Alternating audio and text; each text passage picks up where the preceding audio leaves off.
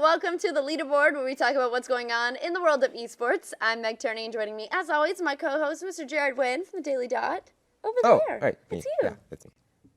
Nice. Yeah. I love how every week it's just so, yep. Sure. Good. Right. So excited to have you here. Okay. Okay.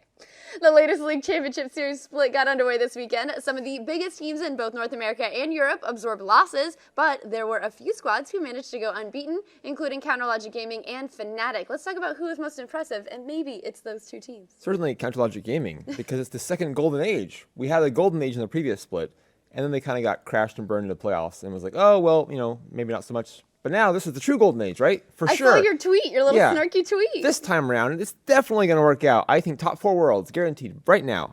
Guarantee it. Yeah, all CLG fans worldwide, go ahead and get ready. Like, ready your trophy mugs that you bought in advance for the Call of Duty. What's a trophy mug?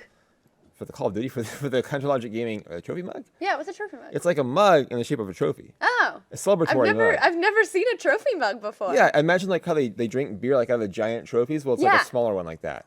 Oh. With for coffee or tea, I for just example. found something I didn't know I needed. Yeah, so then you're kind of like, I wish we had I wish there would be like, and we brought you one, Meg. And they're like, woo, there it is. yeah, and you have to Instagram it at like noon on a Saturday, or else you can't have it. I can't have You it. have to promote it for us. Can't have it. On the hour. Yes. Okay, if it's 1 minute off, we take it back. Take back my trophy Even if mug. it's been drank out of before. Yeah. So yes, CLG, very nice. Nice work, guys. Pobo out there in the middle lane, looking pretty solid for them. It's nice for them to have another playmaker on the field instead of another support player on the field. I think that kind of helps carry the load across the map, which is a good thing when you have more than one player, more than 2 players perhaps, who can really carry for you and make dynamic plays in the middle of the game. So nice work for CLG. We'll see if they can continue the golden age beyond 2 games of the split. Fnatic over in EU, of course, the defending champions, looking very good. They brought in Reckless to replace Steelback. We talked about that multiple times, and he looked solid coming in.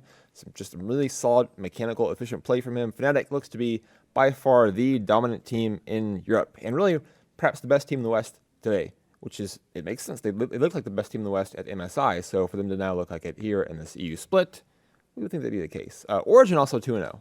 Origin, Xpeke in the middle lane, looking rejuvenated, revamped, revived, and other R words that are positive in their descriptions of him. That team, I think, could be a playoff contender. I don't see them being a long-term contender for the EU title in the LCS, but it's a possibility. They could be in the running, I suppose. They're definitely a solid team. They showed that this first week. Some disappointments, though, because we did have some disappointing teams. Gambit Gaming. They had Forgiven come into the bottom lane, and didn't look. The team just did not look that great the first week. They did not really impress. I was not impressed personally. No. I didn't feel impressed. The impression was not. I think they're most disappointed by that, by not impressing you. Yeah, actually, I saw that. They tweeted out as a team to me. Yes. We're sorry, Jared. And they promised to make it up to you, or just we're sorry? Just we're sorry. Oh. They can't make any promises looking like they do right now. That's They don't, rough. They don't want to put things too I'm glad far they're out being there. realistic. Yeah, and then we saw both Cloud9 and TSM actually drop a game. TSM actually dropping a game to Cloud9, and then Cloud9 turning around and dropping a game to Dignitas, which was a weird result for them considering they just beat TSM in kind of a not great game, but it was okay for the two teams. So everyone kind of getting their footing as you would expect in the first week of the LCS split. TSM trying to get their form back together after a rough MSI. Cloud9 trying to get Incarnation into the lineup and fully integrated and get that going in a positive direction. So a lot of stuff to figure out, of course, over the coming weeks to come. That's why I said they're coming, because they're to come. Right. Yeah, they are coming weeks to come. That's exactly right.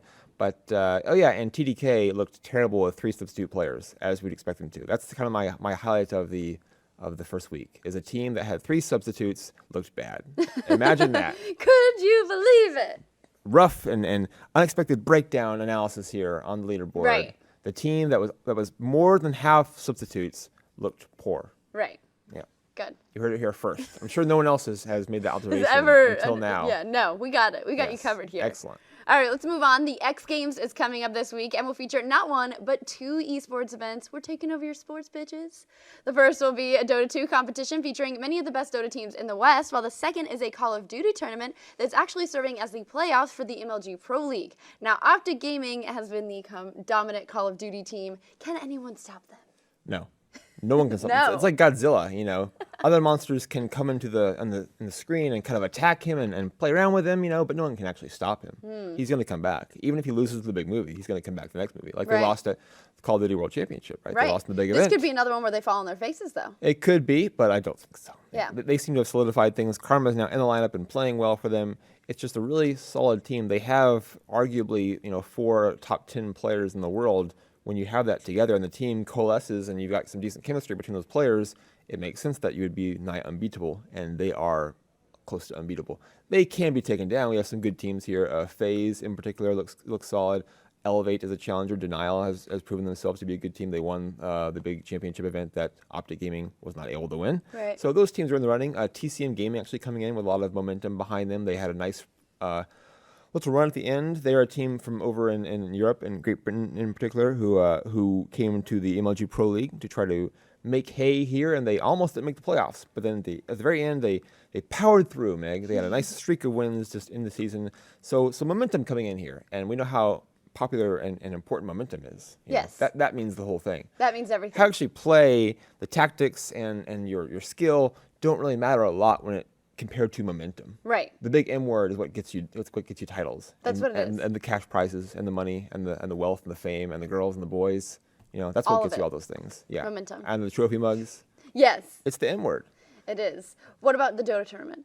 I like EG. I think they're my team to choose. Team Empire was going to attend, but then couldn't attend, which is unfortunate. So I think Virtus Pro looks strong. EG looks strong always because PPD is the taskmaster for that team. He whips them into shape, and perhaps literally. I don't know. Perhaps. He is We'll a very. get an 18-page letter telling us about it later. A strong-minded leader he is. Yeah, I think RTZ is already on his first draft of his EG review, his autobiography. My time in EG. Yes. Yes. Season 1.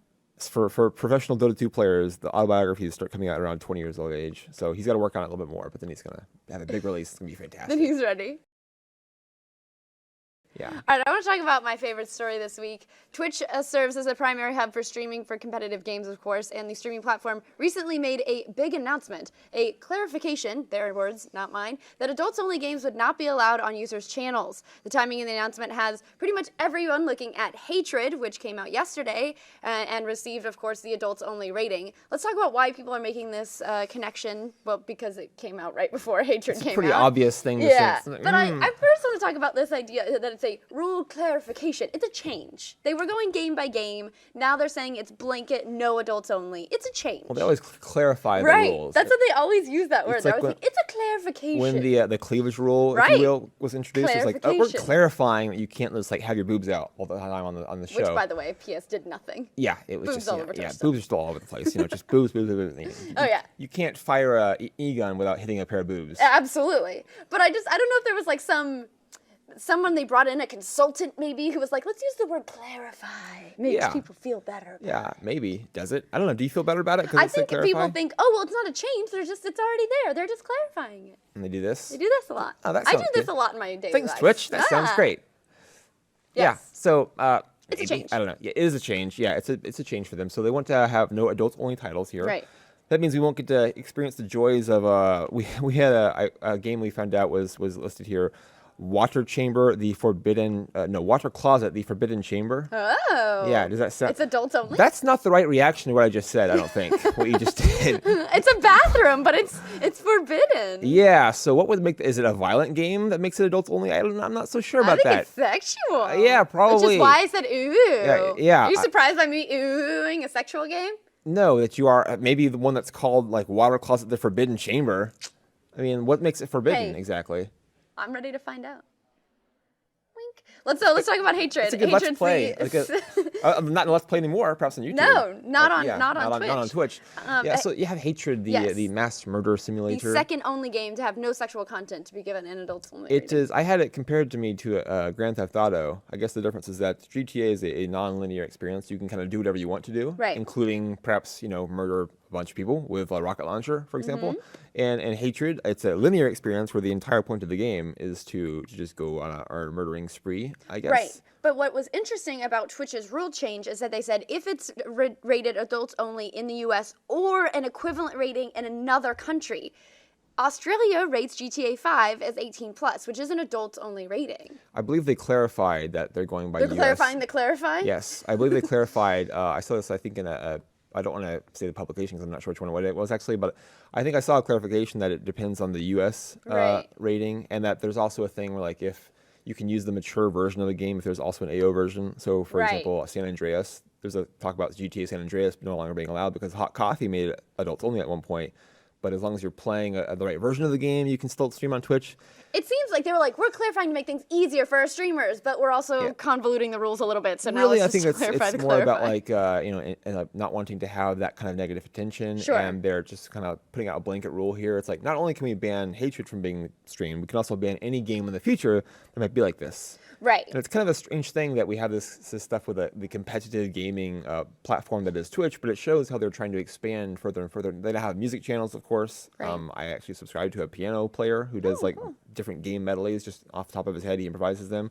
So, I mean, that's a thing that they have music now. It's not that successful, but it exists there. And this just goes further to show their ambition. You know, they don't want to have, just like they didn't want to have people donating to see someone strip on camera, which was a thing that happened. Absolutely. They don't want to see, you know, porn games being played or I guess games that are explicitly about mass murder being played on their streams. Now, whether there's some kind of free speech issue at play here, you know, that's the whole other discussion. You could then get into, well, it's also, you know, they can do what they want to with their streaming platform. Right. Yeah. That doesn't necessarily justify censorship, the fact that it's their platform, but you know, it's a whole discussion, a can of worms, if you will. It is indeed. I would just say my last question to you would be, does it just then give hatred more press by doing a move like this? They didn't come out and say no hatred, but they basically came out and said no hatred. These days, I think it gives you press for like a day, and then people forget about it and move on. Fair enough. Because we have another big story coming up tomorrow. And then the day after that, and the day after that, and the day after that. This plus, it's my understanding from what I've seen. Like there's some reviews that have come out. It's a bad game. It doesn't look like it's actually like a good, well put together game. It's a boring game. The only thing that makes it in any way notable is the fact that they've taken this route in promoting it. And it trades on controversy. And it really is a promotional tool they're doing. If you think it's like that cool or edgy or whatever, it's a promotional tool. You know, they're trying to sell copies and do things like that. So I don't know. It's just a bad game that has a dumb. It's also poorly written. I saw like even the synopsis was. I mean, the trailer was like, "They're coming down with me." It's like, oh, I feel for you, bro. And if you think it's all. like that edgy and stuff like that, listen to the character's dialogue. Like he's like a twirling mustache supervillain. You know, he's ridiculous. So yeah, it's a silly game, and the ruling is Twitch just kind of further boxing off the extremes of their internet space they exist in. They don't. But who will play Manhunt 2? Kappa. Kappa will play. Kappa will play. Kappa will save us from save us all. Everything. Yes. Yeah. All right. I say my prayers to the cap on my ceiling every day before I go to sleep. Kappa. He stares down at me while I sleep. Actually. Does he sprinkle salt on you? No, he doesn't sprinkle anything on me while I sleep. That'd be kind of weird. Just wake up to salt on your face. Yeah. It's like, what is that? Oh, Kappa, stop! No, please. All right, guys, that's it for the leaderboard. We're moving, Jared.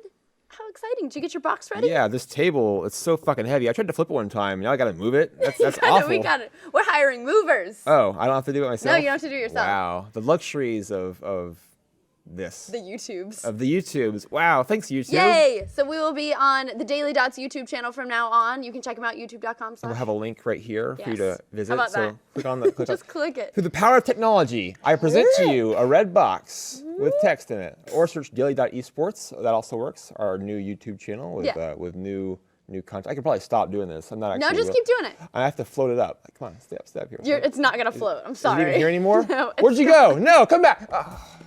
All right, guys. We'll see you next week. GG, everyone.